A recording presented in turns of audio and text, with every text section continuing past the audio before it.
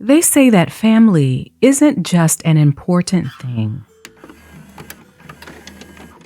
It's everything, the cornerstone of our lives.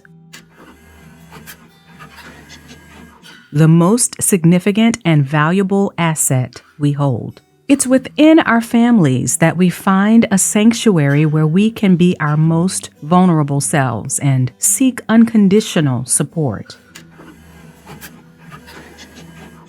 In times of need, it's the comforting knowledge that our family will stand beside us. And it's within their embrace that we feel the most protected. But what happens when there's a snake in the family den? In the quiet city of East Point, Michigan, a tragic story unfolded, leaving a loving family shattered and a community heartbroken.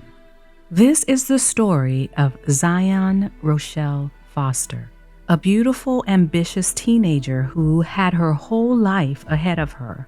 But her dreams were stolen, and her family's world turned upside down. We're going to get into it, but first be sure to click the like button, subscribe to the channel, and hit the notification bell so you don't miss out on updates to this story, trending topics, and so much more. Now let's get into it.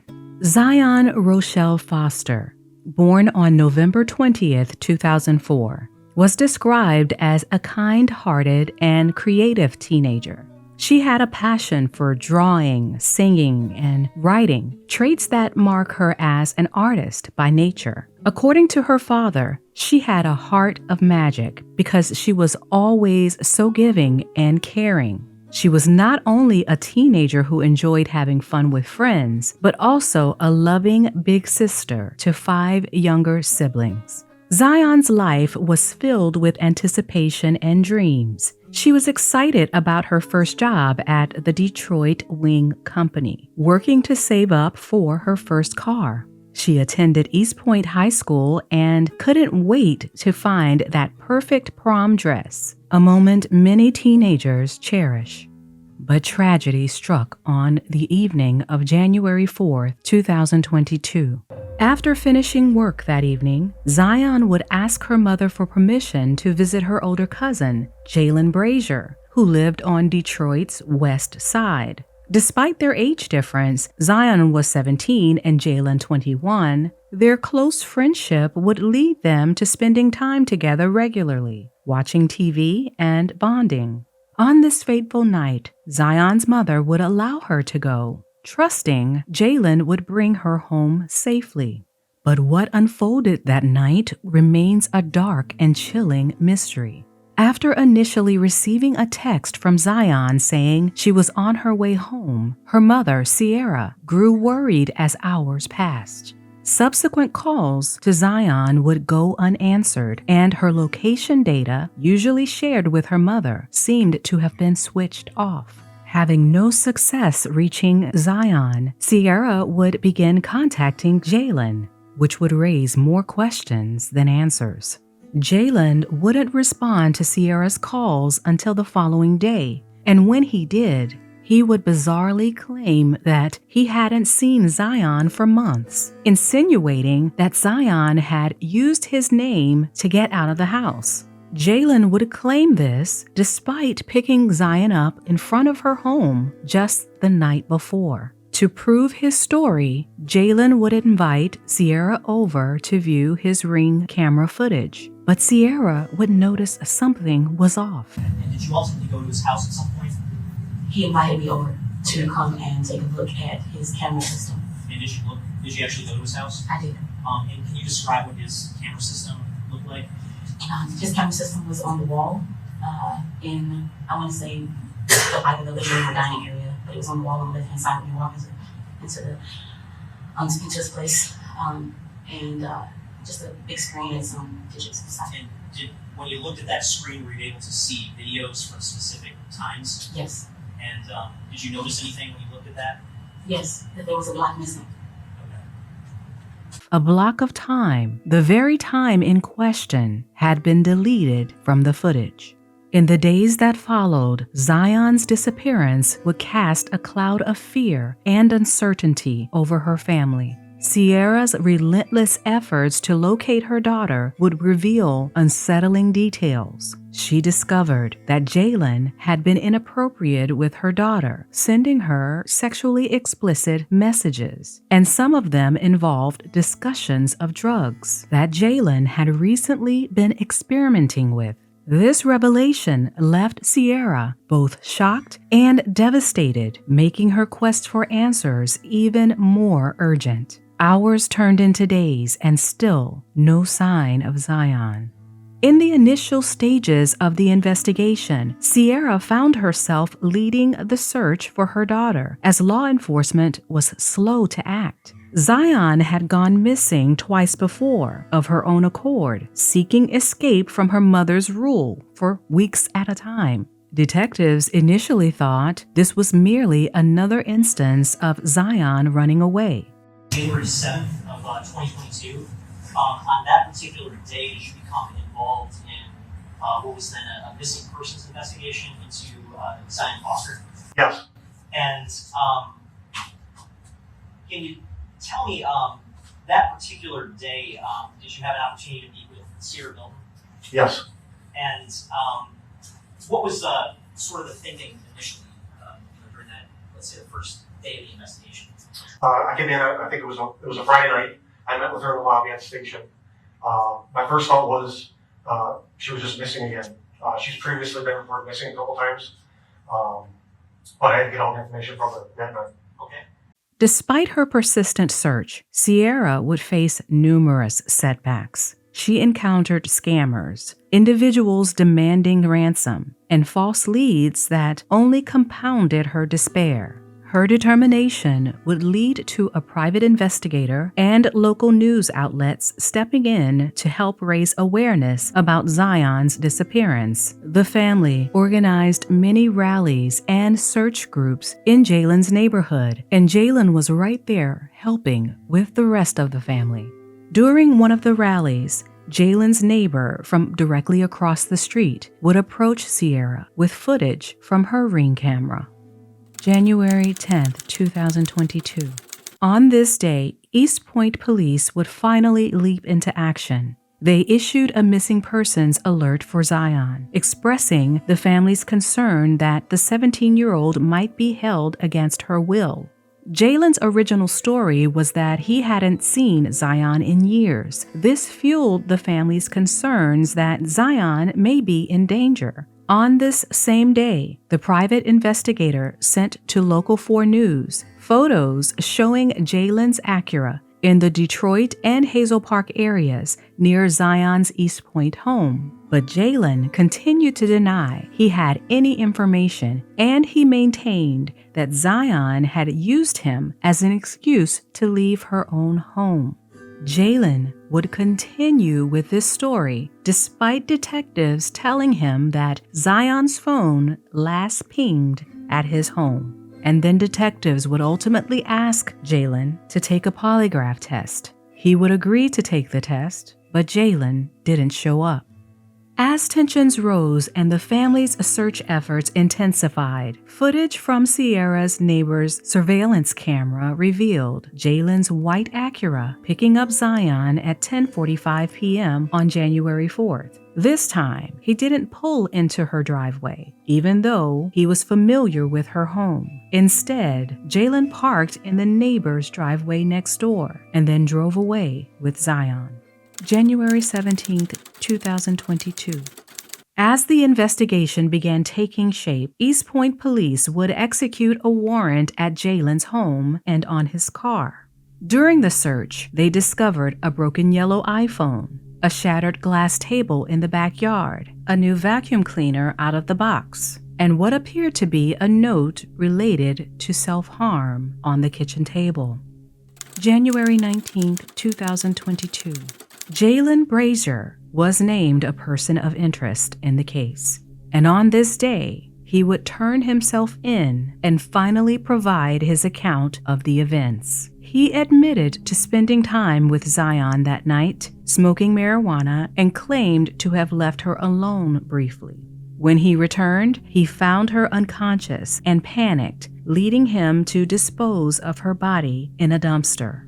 5 days later, Jaylen was arraigned in the 38th District Court, facing 1 count of lying to a peace officer in a violent crime investigation and 1 count of lying to a peace officer. He was not charged with Zion's murder as her body had not been found. Jaylen's confession raised many disturbing questions, but it offered no resolution to Zion's family. He was subsequently sentenced to 23 months to 4 years for lying to authorities during the investigation. However, without Zion's body, more severe charges could not be filed. One, I did turn myself in. Yes, I lied, but I was not in the right state of mind. There was no way for me to prepare for a situation like that. I was scared. I'm not totally clear on the situation. And the report is rather sketchy with respect to the situation. And I will fill Your Honor in on some of those details. Appreciate it. But what the report suggests is that you had contact with the individual. The police questioned you regarding that contact. You didn't tell them the truth associated with the contact. Then you, once confronted with information that you did not tell them the truth, you came forward and told them that you disposed of the body. I mean, that's all. That leaves a whole lot out there that's unaccounted for from the court's perspective. But what circumstances are you talking about? Well, when she died, random. From my end of it, What do you mean? I was terrified. Literally from that point on, I didn't know what to do. I wasn't in the right state of mind for anything. And I turned myself and they didn't present me with anything. After getting my thoughts together, So did you explain how she passed? I don't know exactly how she passed, what caused her to pass. I just know 1 minute she was cool, she was fine, she laid back for a minute. Next thing I know, she was dead. I don't know what caused it. I did not cause it or anything like that. I reacted stupidly off of fear and panic like I've never felt before in my life. I mean, people are sitting around and somebody just passes. Did you think about calling 911 or something like that? No, not at the time. We were smoking, but we were on marijuana as well. So my mental state wasn't in any logical spectrum. I was just immediately just terrified. That's the only words I can use to describe. Are you telling me that you're stoned, she's stoned, you think she dies, and then you dispose of the body? Just like that? That was your choice? I sat for a minute and I didn't know what to do. I just did not know what to do. It's like, The first thing that came to your mind. I'm trying to understand with the limited information I have that this person passed away in your presence. And your first thought is, well... My first thought was how bad it looked to start with. It's like, how do I explain what happened? I don't know why she died or what it caused her to die. And just a lot of possibility just popped in my head. And I was just reacting off of just innate fear. I don't know. Literally, I don't do anything. I just didn't know what to do. I literally did not know what to do. I sat for at least 10 minutes sitting there. What do I do? Who do I call? My kids are upstairs. We just got into this place after struggling for 2 years to get it and everything. I won't have any conversation in this court. And I wish I could take it back. I would have called the ambulance, called her mom, because her mom's so sweet. Her mom is so sweet. And I just know. I wish I could take it back. Nobody been in the situation. At the very least, they'd be like, okay, this happened, confirm this. And everybody has some sort of peace right now, But I just didn't know what to do. It's not something, in life, you try to mentally prep for a lot of situations. But when one that you just would never have even thought to happen, just happens. And you're like, wow, immediately the first thing comes to your mind is everything about to lose, how it's about to affect your kids, your life in general. And then after that, how it's flipped when it's like play telephone and change many times. Facebook, everything, just a lie hitting me at once. So I had to just take time and try to get my thoughts together because I was on panic mode ever since that happened. Her mom at one point talked to me, and I couldn't bring myself to your daughter just died. What do I do? And I can't even explain it. What happened? I just can tell you my honest reaction.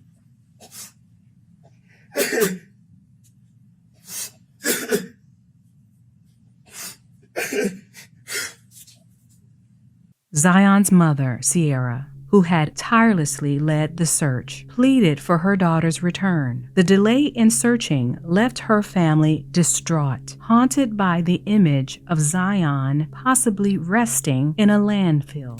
May 31st, 2022. As weeks turned into months, the search for Zion's remains was postponed, causing further anguish to her family. It wasn't until 4 months following her disappearance on May 31st, 2022, that a landfill search commenced, with no guarantees of success. As heart-wrenching as this is,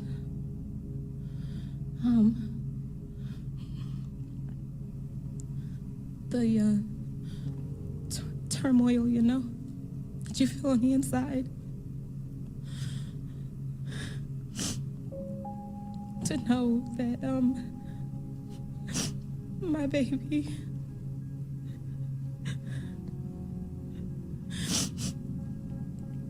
has to be recovered from trash,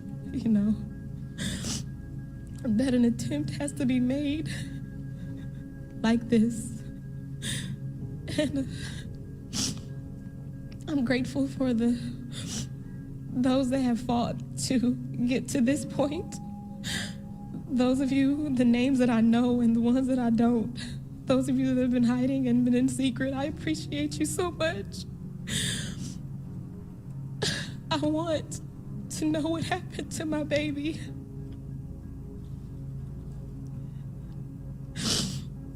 Zion, as most of you know, she just turned 17 in November. I was supposed to be doing graduation pictures and prom and helping her to get her first ID and helping her to get her license, and it's just so much to miss out on, This is my babies that are at the house, and we've been just really trying to be a strength to one another, holding out, just holding on, and we've been given a lot of support from people, verbal support, cards, and like a toy or coloring book or kind words, from people, and prayers, and I'm so grateful for the positives in that. The extensive search continued into October of that year, and unfortunately, the lack of assurance became a stark reality. Detroit police were unable to locate Zion's body. January 2023. Just 3 months after the conclusion of the search for Zion's body, 24-year-old Jaylin Brazier was released from custody after accepting a plea deal related to charges of lying to a peace officer in a violent crime investigation and lying to a peace officer. Jaylen had participated in a specialized alternative incarceration boot camp program, serving only 12 months for his role in what happened to Zion. Without Zion's body, the case against Jaylen was challenging to prosecute, leaving Zion's family and the community in turmoil. June 13, 2023. Behind the scenes, Detroit police, Michigan State Police, and federal agencies remained resolute in their pursuit of justice. Then on June 13, 2023, just 5 months after his release, Jaylen was charged with 1 count of first-degree murder. A murder charge in the case of 17-year-old Zion Foster came 1 year and 5 months after she was first reported missing, and her cousin, 24-year-old Jaylin Brazier, the last person known to have seen her, now faces that charge. The defendant took a young woman's life, disposed of her remains, and then repeatedly obstructed the investigation into her disappearance. Officials accused Jaylen of killing Zion after an 18-month-long investigation. This new arrest prompted another search and seizure at his home, where additional phones and evidence related to the possible murder were discovered. August 8, 2023. Fast forward to August 8, 2023. Jaylin Brazier, Zion Foster's cousin, who had long been suspected of involvement in her disappearance, returned to court for a preliminary hearing in preparation for his murder trial. Witness after witness took the stand, providing critical testimony to illustrate the prosecution's theory of the events that transpired on that fateful night, January 4th, 2022. The chain of events. On the evening of January 4th, around 10 p.m., Jaylen drops his girlfriend, Katrina, off at work in Madison Heights. He then sends a text to Zion asking her if she wanted to come over to smoke. Zion replied yes. At 10:45 p.m., Jaylen's white Acura is seen pulling up in Zion's next-door neighbor's driveway. Jaylen likely wanted to keep this visit secret. He didn't tell his live-in girlfriend, Katrina, and he intentionally parked next door instead of in Zion's driveway where he's parked before. Together, they leave East Point. Zion's boyfriend, Vertez, receives a text confirming she's in the car with Jaylen. At 11:16 p.m., Jaylen and Zion can be seen entering Jaylen's Greenfield home from the neighbor's camera across the street. Zion then texts Vertez that she made it to her location. At 12:03 a.m., Vertez texted Zion, "What time are you going home?" Zion immediately responds, "We finna smoke again." Zion tried to FaceTime Vertez, but it didn't go through, so at 12:09 a.m., she sent him a screenshot as proof she tried to call him. In the FaceTime screenshot, Zion is pictured seated on a couch in front of a wall, which detectives would later confirm was indeed Jaylen's home. At 12:23 a.m., Katrina texted Jaylen, "But how's your high?" At 12:36, Jaylen responded, "Relaxing AF, actually fell asleep." Sometime just before 1 a.m., Vertez and Zion would have a conversation. He said Zion was sounding weird, not making sense, and she was unusually tired. Then at 12:59 a.m., Vertez gets a text from Zion, "On my way home." After receiving this text, Vertez was worried. Something was wrong. During their conversation, Zion sounded weird and unusually tired. He tried contacting Zion again, but there was no answer. Then he started texting incessantly just to make sure she was okay, but there was no response. He worried to himself what could be going on with her. Then just 9 minutes later, the T-Mobile network could no longer find Zion's phone. After 1:15 a.m., the phone was no longer logging records. It's here, during this time, between 1 a.m. and 1:28 a.m., that prosecutors believe Zion was murdered. It's inconceivable that Zion would simultaneously fall unconscious at the very same time her phone would stop communicating with the T-Mobile network. This had to be orchestrated. At 1:21 a.m., Vertez texts Zion, "I'm pissed because you let your phone die." He had assumed that her phone died because his calls were going straight to voicemail. Katrina had been texting Jaylen since being dropped off at work, complaining she was feeling sick and wanted to come home. She texted him at 1:25 a.m., "I think I need to come home. I don't feel good." Then 3 minutes later, at 1:28 a.m., Jaylen replies, "You can make it, baby." At 1:32 a.m., she says again, "My stomach hurts and I keep getting hot and cold." 40 minutes would go by this time before Jaylen would respond at 2:12 a.m. "Okay, baby, do you want me to come now?" Why did it take Jaylen so long to respond? Because Jaylen was very busy at this time. he was loading Zion's body from the back door of his house into the trunk of his car. By 1:47 a.m., Jaylen's car had changed from its original position in the driveway. Prior to this, it was parked front end in first. Now it's been backed in. At 1:48 a.m., Jaylen is seen walking out the front door of his home alone, and then the car light comes on as he gets inside. At 1:49 a.m., Jaylen is seen driving away from his home, his phone tracked to a parking lot with dumpsters. Detectives are also in possession of video footage showing a white car matching Jaylen's at the dumpsters from 2 a.m. to 2:05 a.m. A person is also seen on the video at the trunk of the vehicle. Then the figure is seen making a heaving motion towards the dumpsters. By 2:06 a.m., Jaylen's phone tracks him traveling back to his Greenfield residence, and by the time he sends that 2:12 a.m. message to Katrina, "Okay, baby, do you want me to come now?" Jaylen is back at home. He then texts Katrina, "I'll hop in the shower to kick this high off." Mind you, he had already driven to the dumpsters. Jaylen was stalling and likely cleaning up. Then 9 minutes later, he texted Katrina saying that their cat, Nyla, scratched his neck. Katrina says, "What do you mean? Was she walking over you?" Jaylen replies, "I was trying to tickle her stomach and she beat my ass."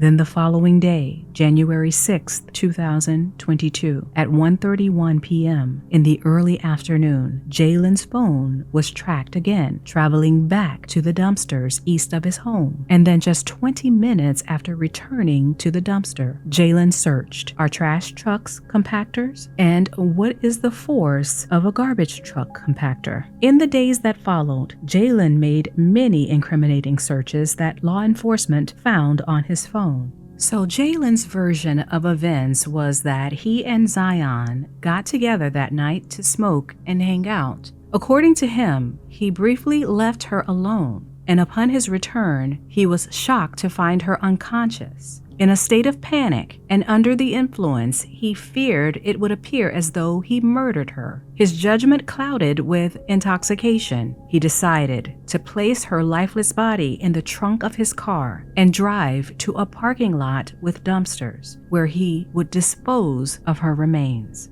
But when we examine his text messages, we see a very different side of the story. His messages reveal that he was thinking clearly enough to conceal the true nature of the situation. He maintained constant communication with his girlfriend, attempting to persuade her to stay at work. He was not too impaired to load Zion's body into his trunk, drive to the dumpsters, and then return home where he could tend to his scratches and create a narrative to explain them. The case presented by the prosecutors during the preliminary hearing strongly suggests that Jaylen meticulously planned the events of that night. After dropping his girlfriend off at work, he secretly invited Zion over, deliberately parking at the neighbor's house instead of using the driveway connected to Zion's house. He brought Zion home with him without Katrina's knowledge, and then tried to keep it a secret by encouraging Katrina to stay at work despite her desire to come home. Katrina never personally witnessed Zion and Jaylen interacting, except for a single family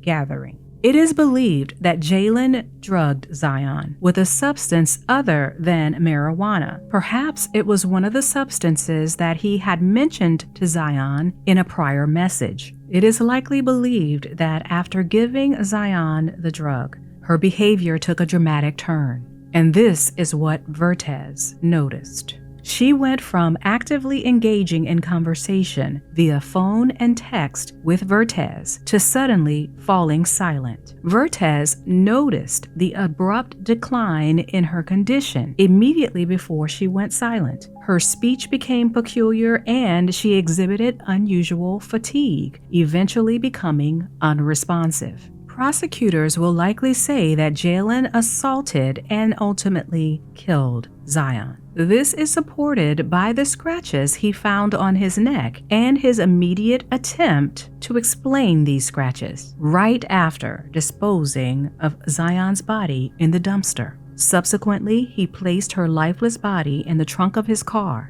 When law enforcement processed his vehicle approximately 2 weeks later, a cadaver dog detected the presence of either blood or human decay in the left side of his trunk. Vertez's communications with Zion are instrumental in illustrating that her body was rapidly deteriorating shortly before 1 a.m. Vertez became increasingly concerned as he observed these distressing signs. After Zion's text at 12:59 a.m., he would receive no further communication from her, and at the stroke of 1 a.m., both her body and her phone would inexplicably go offline in unison. This peculiar synchronization hints at deliberate orchestration, not coincidence. The alignment of these two events serves as a critical piece of evidence in the case, strongly indicating that her phone was intentionally powered off the moment she lost consciousness. The defense is expected to make the case that Zion was grappling with depression and had at times contemplated self-harm. They will likely emphasize her medical history of seizures, aiming to present it as a plausible explanation for her untimely passing, all in an effort to raise questions about the prosecution's narrative. This story is undeniably tragic. Zion's body remains unfound, and the likelihood of ever finding it grows dim.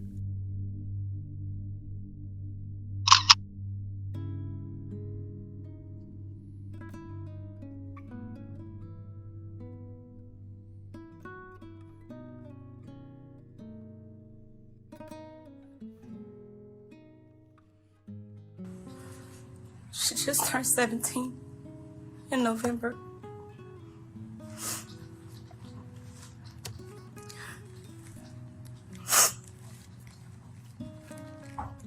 She shares her location with me everywhere she goes. She asks if she can go wherever I would allow her to go. There are yeses and there are nos. Because as a parent, you want to protect your babies. I have 6 kids. Zion is my oldest. All of my children look up to her. We were supposed to be planning her prom, her dress and colors. I'm still getting emails from the school right now for graduation pictures and just graduation. And now we can't do any of that because she asked me if she could go with Jaylen. And I said yes, because I trust him. And I thought he would be responsible. But the fact is that it seems to me like he was hiding. He didn't pull up in my driveway. He pulled up in my neighbor's driveway. And he's pulled up in my driveway before. We've given each other a hug. I've spoken to him. He came that night and he picked my baby up by pulling into my neighbor's driveway and then parking in the front of my other neighbor's driveway. He called me. I didn't call him. He called me on the 5th when my baby didn't come home. He called me to say, I don't know why Zion would lie and put me into this. I haven't seen her in years. I haven't seen her in months. And I'm like, what? It wasn't too long ago that I saw you.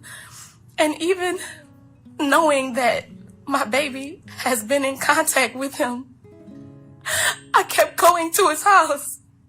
I just wanted him to tell me the truth. I stayed up for nights, for days, panicking and being so fearful. God, please don't let my baby be dead.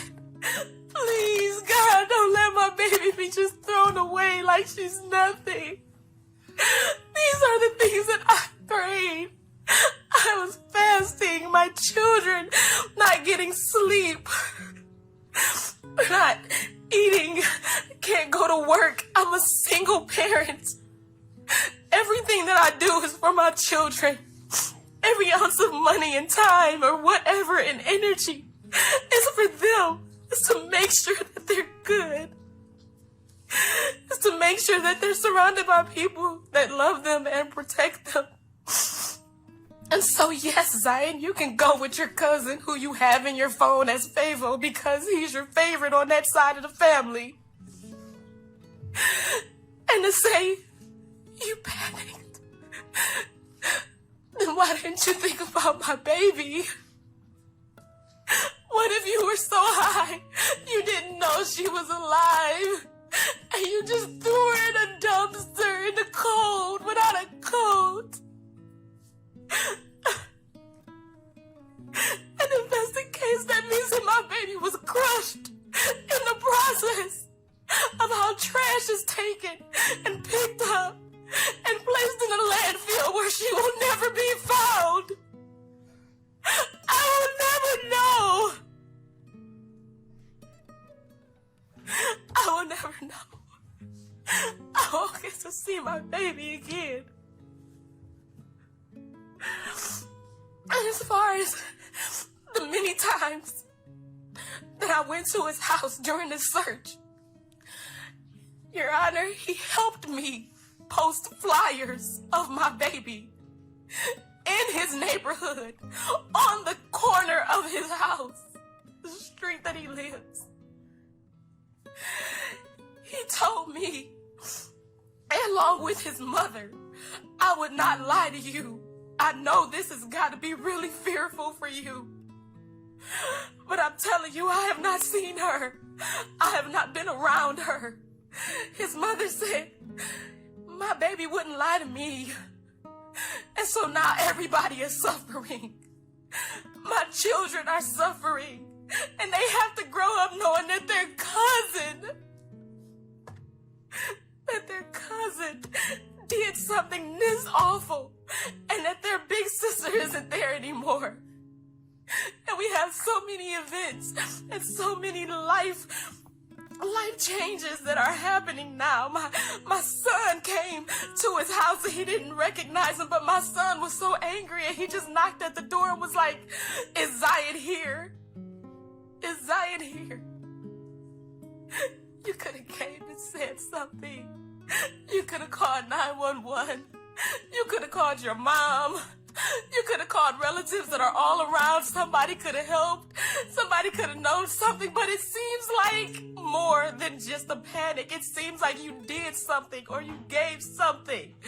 Because why, if you love her, if she says that she loves you as she always does, and you say that you love her, then why? How is it that someone that can love someone could just dispose of them in trash? Like she's nothing. And then come with me and post flyers and reach out to me and tell me, I don't know. I know you're looking for Zion, but I don't know. I haven't seen her. I haven't spoke to her, and I don't know why she would use me. I lied.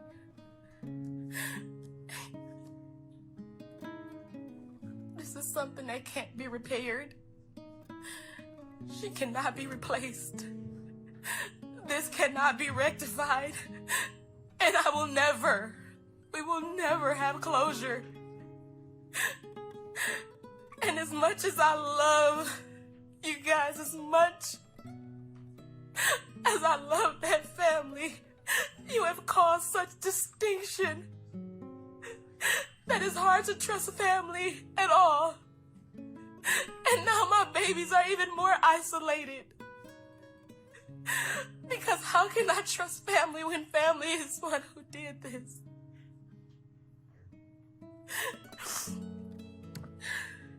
I will never forgive you, Jaylen.